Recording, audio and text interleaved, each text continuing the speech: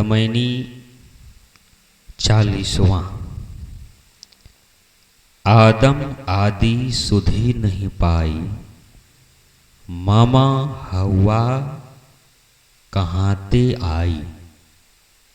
तब नहीं होते तुर्क ओ हिंदू, माई के रुधिर पिता के बिंदु।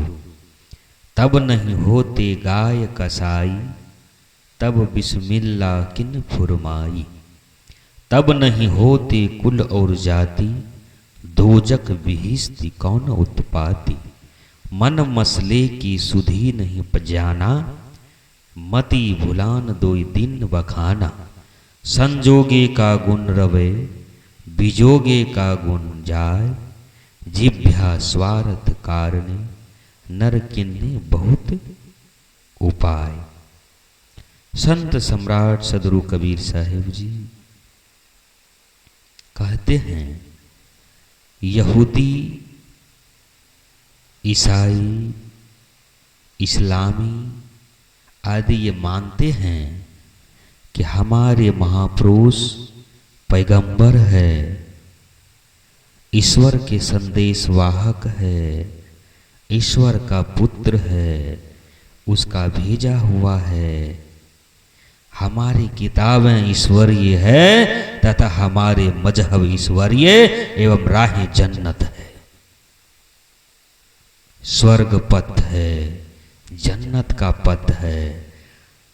मेरे ईश्वरीय किताबों को, मेरे मजहबों को, मेरे ईश्वर पुत्र को, उसके बातों को जो नहीं मानते, जो नहीं जानते, जो नहीं स्वीकारते, वो जो है काफिर है, वो नास्तिक है।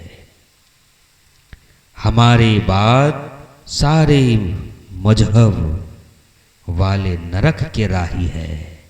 इस संकुचितता से ब्राह्मण परंपरा भी नहीं बची है। इस संकुचितता के मूल में है विश्व सत्ता की समग्रता को न समझना, विश्व नियम को नहीं समझना और प्रकृति को नहीं समझना। मुसलमान भाइयों की स्वर्ग नरक हिंदुओं के समान ही वर्णन किए। स्वर्ग में उत्तम बाग होंगे, मधु आदि मधुर पेय पदार्थ की नहरें होगी, उत्तम उत्तम भवन तथा बिस्तर होंगे, सुंदर सुंदर तरुणियां और तरुण भी सेवा में, जवान सब नवयुवती लगे होंगे, इत्यादि इत्यादि। जो चीज संसार में नहीं भोग पाए और इच्छा अधूरा रह गया, वही सब स्वर्ग और जन्नत में गढ़ लिए मन से कल्पना करके, और उसी पर जो है लोगों का शोषण और अपना धर्म संप्रदाय मत मजहब चलाना शुरू किया। नरक तो बड़ा भयंकर होगा, वहां सदैव दहकती हुई आग होगी, पापी जीव उसमें जलाए जाएंगे। एक विद्वान ने मुसलमानों के नरक का थोड़ा नमूना इस प्रकार दिया है। इस्लाम में नरक और स्वर्ग बड़े महत्व की वस्तु माने गए हैं। मुस्लिम नरक का वर्णन बड़ा भयानक है भाई। इसके सरदार को मालिक कहते हैं। इसकी सहायता के लिए 19 फरिश्ते हैं। इन फरिश्तों के हर एक के दाहिनी तरफ 70,000 और बाईं तरफ 70,000 हाथ है। हर हाथ में 70,000 हथेलियां हैं और हर हथेली पर 70,000 उंगलियां हैं। हर उंगली पर एक एक अजगर है। हर अजगर के सिर पर एक एक सांप है। हर सांप की लंबाई 70,000 वर्ष की राह है और हर सांप के सिर पर एक बिच्छू है। यदि ये बिच्छू नरक वासियों को एक बार काट खाए तो 70,000 वर्ष तक रहे। इतना खौफनाक मुसलमान भाई का नरक का है। बाएं हाथ की उंगली पर एक एक आग का खंभा भी है। नरक के 7 द्वार है। एक द्वार से दूसरे द्वार तक 70,000 की राह है।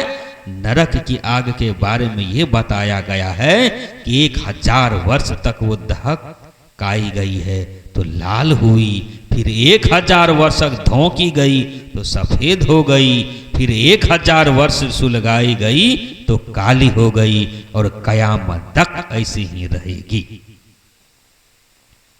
ये वर्णन सरिता 11/1955 में आप देख सकते हैं।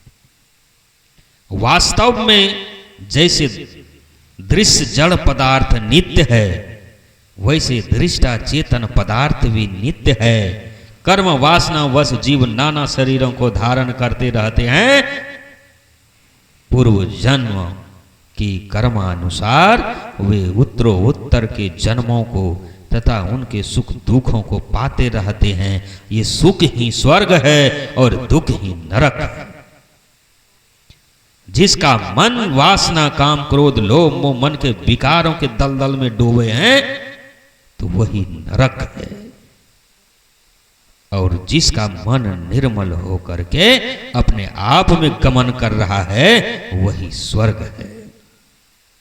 इसके अतिरिक्त स्वर्ग नरक का वर्णन केवल कल्पित है। सुख ही स्वर्ग और दुख ही नरक है। मताभिमान के मर्दन के लिए सत्य दृष्टा संत सम्राट सदगुरु कबीर साहिब सभी मतालंबियों को, मत मजहब संप्रदाय वालों को उनकी मान्यताओं के मूल जड़ तथा विश्व सत्ता के मूल एवं सहज दशा की ओर ध्यान दिलाते हैं। पीछे 39वीं रामायणी में आप कहा आए हैं कि कली काल में कलमा पढ़ाकर लोगों को मुसलमान बनाने वाले हजरत मोहम्मद भी विश्व सत्ता के रहस्य को नहीं जान सके, अन्यथा उनका मजहब ये नहीं जान कहता कि इस्लाम ही स्वर्ग का पथ है, बाकी मतलालंबी काफिर एवं नरकगामी है, और प्रलय तक मोहम्मद की ही पैगंबरी रहेगी। ये सारी संकुचित विचारधाराएं विश्व एवं सत्ता एवं ज्ञान की विशालता को न समझने का फल है।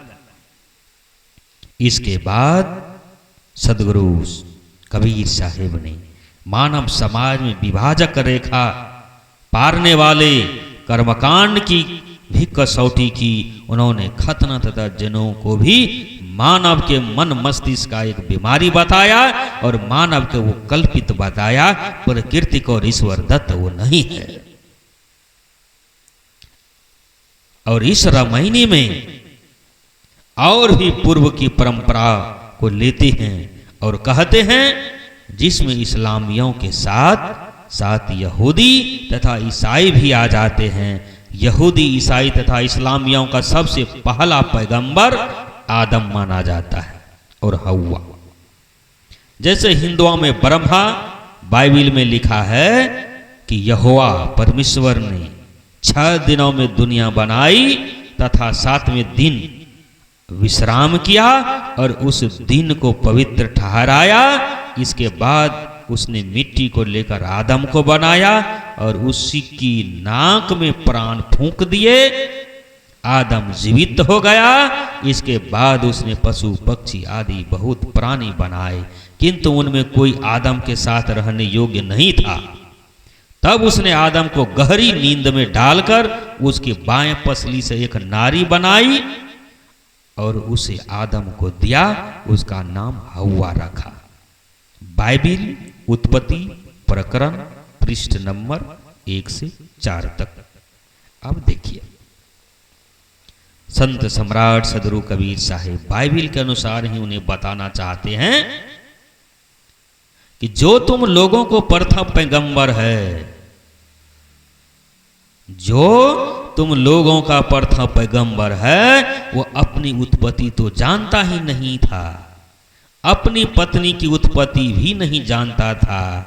ये कहकर सदगुरु ये बताना चाहते हैं कि संसार का कोई भी महापुरुष को ब्रह्मा विष्णु महेश राम कृष्ण आदम मूसा ईसा मोहम्मद आदि सब मानव के बच्चे हैं और मानव की तरह दिखते हैं।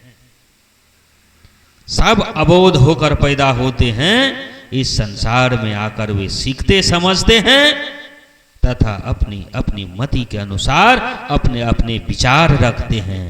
इनमें से कोई भी आकाश से आया हुआ पुरुष नहीं है, कोई ईश्वर का पुत्र पैगंबर नहीं है, कोई भी अति मानवीय नहीं है। संत सम्राट सदगुरु कबीर साहिब जी कहते हैं, तहिया हम तुम एके लोहु, एके प्राण व्यापे मोहु। अति मानवीय की कल्पना ही मानव के साथ छल करना है, जिसमें सारी सांप्रदायिक विषमताएं, अलगाव, नफरत फैलती है और ज्ञान की जगह पर अज्ञान फैलता है, विवेक की जगह पर अविवेक फैलता है, श्रद्धा की जगह पर अंधश्रद्धा, तर्क की जगह पर अंधविश्वास फैलता है। यहूदी, ईसाई, मुसलमान तथा हिंदू अपने अपने ढंग से सृष्टि का आरंभ मानते हैं, उसका उत्पत्ति मानते हैं और बतलाते हैं कि कोई ऐसा समय था जब सृष्टि नहीं थी। एक समय सृष्टि शुरू हुई, ईश्वर ने संसार तथा मनुष्य और सारे जीव जंतु को बना दिया। सदगुरु कहते हैं कि क्या ईश्वर भी सबका अलग अलग था? यदि ईश्वर एक ही था तो उसने एक ही प्रकार मनुष्य बनाया होगा। उसने हिंदू, मुसलमान, यहूदी, ईसाई, बौद्ध, फारसी, जैन, बैकवर्ड, फॉरवर्ड, शूद्र, अशूद्र, ब्राह्मण, क्षत्रिय, वैश्य बनाकर उन्हें आपस में लड़ने के लिए तो नहीं तैयार किया होगा। और आज तक इसमें कोई सुधार नहीं किया है। इतना अरबों साल इस धरती पर मानव को बीत गया, आज तक भी न तो खाली मुसलमान ही बना पाया है, न कहीं हिंदू ही बना पाया है, न ही जैन ही बना पाया, न बौद्ध ही बना पाया। इसलिए आप ऊपर में कल्पना करके उसको सर्वशक्तिमान कहते हो, तो क्या ये शक्ति उसमें नहीं है कि सबको हिंदू बना दें, या चाहे सबको ईसाई बना दें, या सबको पारसी बना दें, या सबको मुसलमान बना दें? कोई भी समझदार पिता ये नहीं चाहता कि उसके बच्चे आपस में लड़ें और वो एक दूसरे को नरकगामी और नास्तिक बतावें, काफिर बतावें। फिर सर्वज्ञ, सर्वशक्तिमान एवं सर्वत्र व्याप्त कहा जाने वाला ईश्वर कब ऐसा चाहा होगा कि मानव समाज में नाना संप्रदाय बन जाए, बहुत सारे मत मजहब बन जाए, बहुत सारा जात बन जाए, और हर संप्रदाय को मैं अलग अलग किताबें दे दूं, अलग अलग कानून दे दूं, किसी को खतना, किसी को जनेऊ, किसी को पंचकठार, और उनके यहाँ अलग अलग पैगंबर एवं अवतार भेज दूं, उनके विचार एक दूसरे से नो मिले, मंदिर अलग, मस्जिद अलग, गिरजाघर अलग, हर देवी देवता का घर अलग अलग, सबका अलग अलग प्रसाद, सबका अलग अलग च्वाइस, सबका अलग अलग इच्छा, तथा वो एक दूसरे का विरोध भी करें और एक दूसरे को नास्तिक, काफिर तथा नापाक भी कहें, और इतना ही नहीं वह एक दूसरे का गला भी काटने के लिए तैयार रहें। क्या यही सर्वशक्तिमान और सर्वव्यापी का काम है? सृष्टि के शुरू में तुर्क और हिंदू नहीं थे, कुल और जाति नहीं थे, संप्रदाय और मजहब नहीं थे, तब स्वर्ग नरक की व्याख्या किसने की कि मेरे मजहब वाले स्वर्ग में जाएंगे तथा बाकी लोग नरक में? उस समय गाय और कसाई भी नहीं थे, उस समय तलवार भी नहीं था, उस समय बकरे भी नहीं थे। तब बिस्मिल्लाह कहकर कुर्बानी के नाम पर जीव हत्या करने की आज्ञा किसने दी? यदि परस्पर विदेशात्मक संप्रदाय तथा बलि एवं कुर्बानी के नाम पर मुक्त पशुओं की हत्या का विधान ईश्वर ने ही कर दिया था, तब ये रोग असाध्य है, ये रोग महाभयंकर महामारी है, सुधार की कोई गुंजाइश ही नहीं है। यदि ये सब मानव कृत है, मानव द्वारा है, मानव की खोपड़ी की उपज है, तो उसे चाहिए कि वह अपनी अपनी गलतियों को स्वीकारे और उनका सुधार करे और अपने मत मजहब संप्रदाय में कट्टरपन हटा करके भाईचारा, स्वार्थ, प्रेम, एकता, समरसता, मानवता का पाठ पढ़ाए। ऐसा नहीं कि कट्टरतापन ला लाकर और अपने को एक ठेकेदार मानकर, गलत को भी सत्य मानकर एक इंसान दूसरे इंसान के जीवन लीला ही समाप्त करे, एक दूसरे के खून के प्यासा हो, एक दूसरे को नास्तिक काफिर कहकर गाली दे। सदगुरु कहते हैं कि हे मानव, मानव की जातियां एकता, उसकी धार्मिक एकता तथा उसकी आध्यात्मिक एकता परम सत्य है। इस सत्य को विखंडित करने वाली सांप्रदायिक विभिन्नता, विरोध एवं संकुचितता और धर्म के नाम पर जीवी हत्या इत्यादि मनुष्य के अज्ञान का फल है, उसके खोपड़ी का उपज है, उसके अविवेक का काम है। सदगुरु कहते हैं कि मन मसले की सुधि नहीं जाना, मति भुलान दोई दीन बखाना। मनुष्यों ने अपने मन मसले की खबर नहीं पाई, इसलिए उसने अपने मन के भुलावे में पड़कर एक मानव में 2 दिनों की व्याख्या कर डाली, एक मानव में 2 धर्मों का व्याख्या कर डाली, एक मानव में 2 अनेक जातियों की व्याख्या कर डाली, एक मानव में किसी को छूत, किसी को अछूत, किसी को फॉरवर्ड, किसी को बैकवर्ड की व्याख्या कर डाली। सदगुरु कबीर साहिब कहते हैं,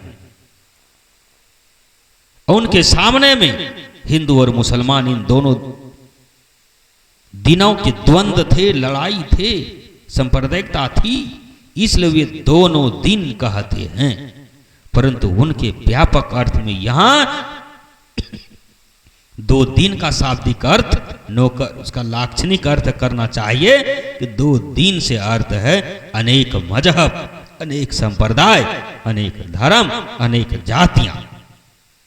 वैसे अनेक संप्रदाय होना बुराई नहीं है, किंतु जब ये समझें कि संप्रदाय ही उपयोगिता इतनी ही है कि एक संप्रदाय में बहुत से लोग एक साथ मिलकर सत्य की खोज करें एवं साधना करें, ये नहीं कि वे अपने संप्रदाय को सत्य का एक अधिकारी ठेकेदार मान लें और ये शेष को नरकगामी कहें।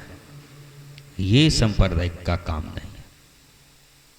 पूरे मानव की एक जाति है मानव, पूरे मानव का एक धर्म है मानवता, इंसानियत, तथा पूरे मानव में एक ही प्रकार की आत्मा है चेतन। अतः संप्रदायों, मजहबों एवं मतों की भिन्नता नकली है। सत्य ज्ञान एवं सदाचार ही मानव के लिए कल्याणदायी है। मानवता, इंसानियत ही कल्याणदायी है, सत्य ही कल्याणदायी है। संसार के जितने मूल द्रव्य है वे नित्य है, न उसकी उत्पत्ति होती है और न उनका विनाश होता है। वे अनादि है तथा अनंत है। वे पीछे सदा से रहे हैं और आगे सदा रहेंगे। सदगुरु कहते हैं, संजोगे का गुण रवे, बीजोगे का गुण जाए। अर्थात किसी क्षेत्र में उन मूल द्रव्यों का उचित संयोग होना सृष्टि है और उनका वियोग होना प्रलय है। नो तो नई सिरे से सृष्टि होती है और नो सब कुछ का प्रलय होता है। मूल जड़ तत्व एवं द्रव्य नित्य है, उनमें क्रिया एवं गुण धर्म नित्य है, इसलिए उनके द्वारा सृष्टि भी नित्य है। मूल जड़ तत्वों का उचित संयोग हुआ तो वर्षा होगी, उनकी योग्यताओं का अभाव हो गया तो वर्षा नहीं हुई। उपयुक्त योग्यता पाकर वनस्पतियां उगाई, योग्यताओं का वियोग हो गया, वनस्पतियां सूख गई। बस सृष्टि का यही क्रम है, वो अपने नियम से चलती है। नियम में प्राण नहीं होता, आत्मा नहीं होता, सोचने समझने की शक्ति नहीं होती। वो सब क्रिया से, क्रिया प्रतिक्रिया से ये सृष्टि चलती है। प्रकृति के सिस्टम से, यूनिवर्सल ऑफ लॉ से ये दुनिया चल रही है। इसको कोई चलाने वाला एक ठेकेदार ऊपर में बैठकर सूत्रधार है, वो चला रहा है। ये मन की कल्पना है।